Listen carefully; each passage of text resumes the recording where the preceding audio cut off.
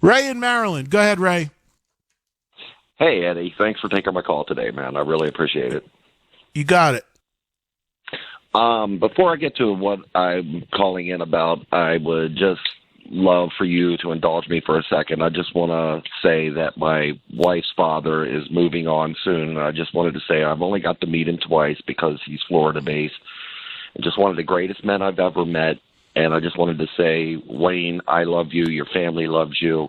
And the world is a better place with you in it. And thank you for that time, Eddie. I really appreciate that. I'm sorry. My condolences to you and your family, Ray. Thanks, Eddie. I appreciate it. Calling in to ask you if you've seen that video where my Sync Army brothers interviewed and talked to Sebastian Bach at his appearance in Orlando, Florida, and asked him about what he thinks of Paul Stanley doing backing tracks. And I was so surprised and shocked, even though you're an old school hardcore Kiss fan. I am. Sebastian is. But he gives Paul a complete pass because of his age and his heels. And he said, as long as they can put on this show, I don't care what he's doing. And this is an outspoken guy about the cause. And I was just blown away by it. He mentioned your name, too. He said, Eddie Trunk won't take his kids to see Kiss because of what's going on. And I was just shocked that he gives Paul a pass when he's so outspoken. And I think it should be across the board. It is in my world. Mine as well. And, I think that, look, everybody's entitled to their opinion. I don't see, there is, in my view, absolutely zero justification for a live rock show to not be live. And you're right. Sebastian is extraordinarily outspoken about it, as well as he should be. And as more artists need to be who are doing it live. But there's another thing that happens, Ray, and I've seen this before. If you have a band that you worship so much for your whole life, people have a tendency, whatever it is, to look the other way or put an asterisk and accept it for that band because they are so sacred to them. They can't deal with it. They can't process it, and they will make an exception for it. Wrong or right, I've seen that happen a lot of times where people rail about it, but if it lands in their backyard in a band that's sacred to them, then suddenly they're like, well, I can let that pass because it's them. I've seen it before, not just with Sebastian. I don't agree with it because I agree with you. It's a blanket policy. There shouldn't be any argument on whether a live rock show should be live, and if you're going to let anyone do it and accept one person, then you got to say, okay, then everybody can do it. It's just not fair. So I didn't see the clip. I, respectfully disagree with my friend Sebastian.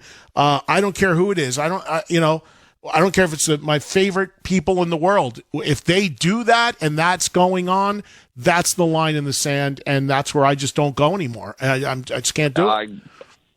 I'm with you 100%.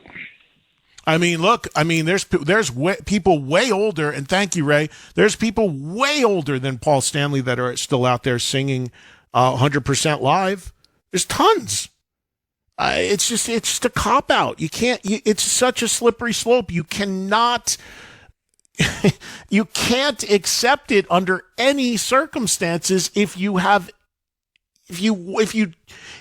care about.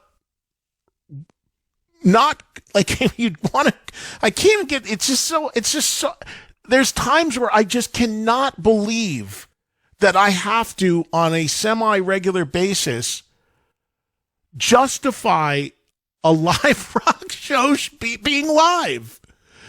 It locks me up because it so blows out my head that and I know, man, the world is upside down these days in so many ways.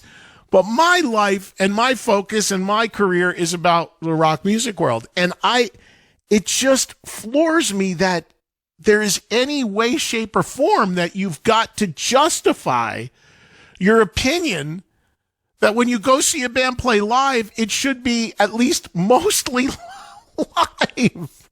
Especially if you're spending your money. Like what?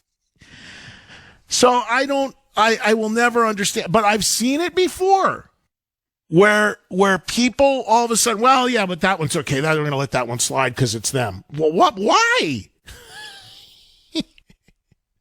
Like, can Ian Gillan start doing it now with Deep Purple? Is it okay because you love Deep Purple? Can Robin Sanders start doing it because you love Cheap Trick? Where does it stop? God, we are so fucked. It's, again, that is the true death of rock and roll if everyone just keeps accepting. But yeah, that's surprising to me. But it's actually not surprising because he worships Kiss so much that, you know, and everyone's going to always put their spin. Well, it's because they're putting on a show or they're in a costume and they're heels. But come on. I mean, Alice Cooper's putting on a show. He was just on yesterday. He's 75. He still sings. Said it yesterday. I'm still doing it because I have my voice. I'll stop when I don't have my voice anymore. That's logical. It's understandable. Never ends. But again, I've seen it before. You know, people will do that. They just can't accept, you know, if it's a sacred thing to them. But, you know, I love UFO. If I found out Phil Mogg was doing it, I'd be out. And by the way, I don't take my kids to not... First of all, my kids don't have any interest and never did in seeing Kiss. My kids aren't into rock. They're just not into rock. My daughter's into, like, K-pop stuff. My son's in a marching band. You know, he's lately been listening to pop music a little bit, but they're not into rock. If they were, I'd take them to see whatever they wanted to. I took my son to Metallica like 5 years ago. I took them both to see Tom Kiefer once. I took them, I mean, if they'll go, but they don't want to go. I'm dragging them to stuff. I'm not forcing things on them musically. They've never asked me about seeing Kiss. If they did, I'd take them just for the sake of taking them, but it's not something they're interested in. But I stopped seeing Kiss long before the tracks thing. I've said this a million times. I stopped seeing Kiss. My problem was the Ace Peter makeup impersonation thing. That was the line in the sand for me. That's where I checked out over 20 years ago. I still cannot look at it and will not look at anybody on stage dressed as Ace singing Shock Me or somebody dressed as Peter singing Beth. I don't care if it's Tommy, Eric, or anybody else. It's nothing to do with who's doing it. It's the concept of it. That's why I checked out. The track stuff is just another layer on the cake. You know, it's not, but that I checked out over 20 years ago. That's my personal opinion. Everybody does what works for them. As I said many times, I'll always be a Kiss fan. From like 2000 back. Could go toe to toe with anybody on every song, every record. From about 2000 back. But outside of that, you know, again, you don't have to love every bit of every single thing that any band has ever done. I've said this so many times. If you're being honest with yourself, I don't know many people that can sit there. Well, I don't care who your favorite band is and say you like every single thing they ever did in a 40, 50-year career. Who? I mean, you can name the most favorite bands. You want to talk about Aerosmith? Just Push Play. Checked out. Thank you, not for me. That whole period around there where it got super commercial, super polished, not for me. UFO, Atomic Tommy M period, not for me. And going forward for a while, not for me. Checked out. Came back with Vinnie Moore. So everybody has those periods.